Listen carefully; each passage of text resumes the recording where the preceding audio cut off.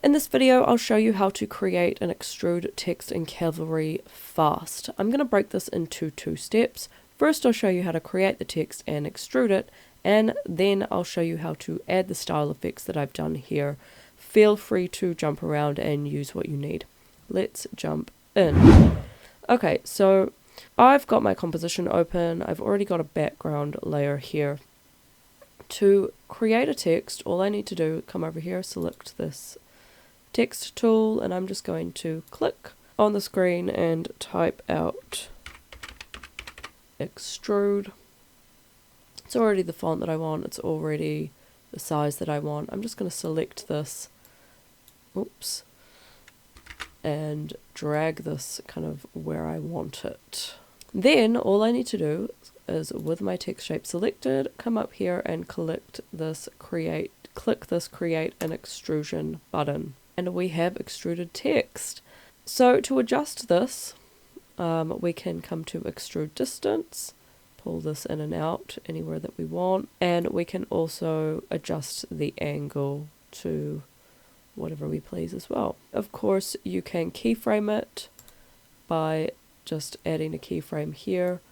For example, if I come back here, drag it back in, and I can just copy this keyframe by pressing Ctrl+C, come out to 40, and if I press play, we've got a thing.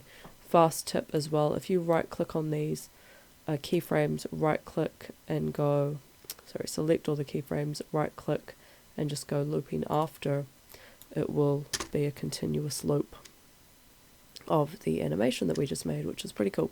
Right, so stylistic effects. First I want to color this text, so I'm going to go to extrude, fill, and I'm going to choose kind of like a purple color, kind of like that, and I can click on text shape and just go to the fill and do the same thing. I'm going to go kind of a pink color for this one, about there will do.